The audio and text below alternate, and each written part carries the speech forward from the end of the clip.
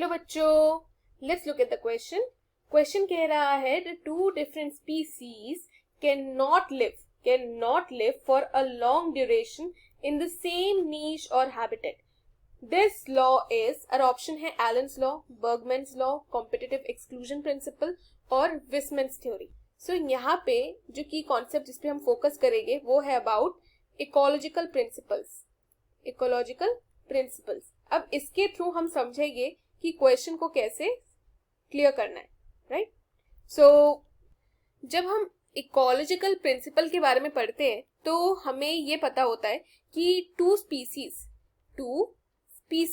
वो ना किसी एक सर्टेन एरिया पे या किसी सेम नीश या हैबिटेट पे वो ज्यादा टाइम के लिए, लॉन्गर ड्यूरेशन के लिए वो हैबिटेट नहीं कर सकती। मतलब वहां पर दोनों के दोनों स्पीसीज जो है वो लॉन्गर ड्यूरेशन के लिए वहां नहीं रह सकते।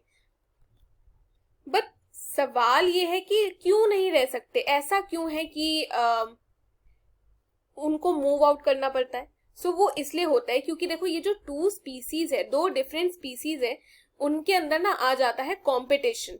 एंड कंपटीशन किस चीज का? कंपटीशन आता है फॉर दी सेम रिसोर्सेस। और सेम रिसोर्सेस के लिए जब दो अलग अलग स्पीसीज जब वो फाइट करना शुरू करती है तो उनमें से किसी एक स्पीसीज का एक्सक्लूजन हो जाता है। वन स्पीसीज का क्या होगा? एक्सक्लूजन हो जाएगा। सो वो इवेंचुअली खुद ब खुद होता है। ऐसा जरूरी नहीं है कि उन्हें रिलोकेट ही करना पड़े, ये खुद ब खुद होता है नेचुरली। सो हमें आइडेंटिफाई करना है कि ये कौन सा लॉ है या ये कौन सा प्रिंसिपल है जो कहता है कि अगर दो स्पीसीज साथ में रहे तो उनमें से एक का एक्सक्लूजन होगा। So this is also known as competitive exclusion principle. ये इस नाम से भी जाना जाता है। और अगर इसका दूसरा नाम देखें so it is also called by the name of Gauss's law.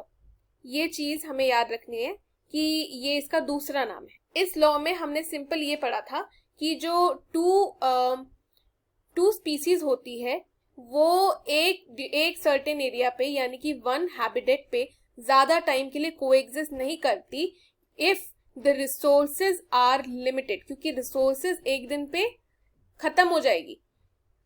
तो ऐसे में स्पीसीज जो है वो एक्सक्लूजन फील हो जाएगा, उनका वो they will be excluded, right? उनको खाना नहीं मिलेगा एंड उस वे में टू स्पीसीज जो है वो ज्यादा टाइम के लिए कोहेबिट नहीं करती। बाकी ऑप्शंस अगर देखें तो नेक्स्ट ऑप्शन था एलेन्स लॉ। तो एलेन्स लॉ क्या है? एलेन्स लॉ ये कहता है कि जो बॉडी होती है ना, जो बॉडी फॉर्म्स होती है वो क्या करती है? वो अडेप्ट करती है।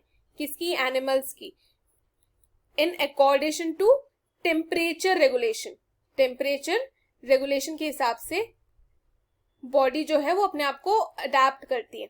सो ये हमारे टू स्पीसीज और उनकी बात नहीं कर रहा है, सो इसलिए this is an incorrect option. फिर हमारा नेक्स्ट जो ऑप्शन था, option about Bergmann's law. So Bergmann's law ये कहता है कि जो लार्जर साइज वाले ऑर्गेनिजम्स होते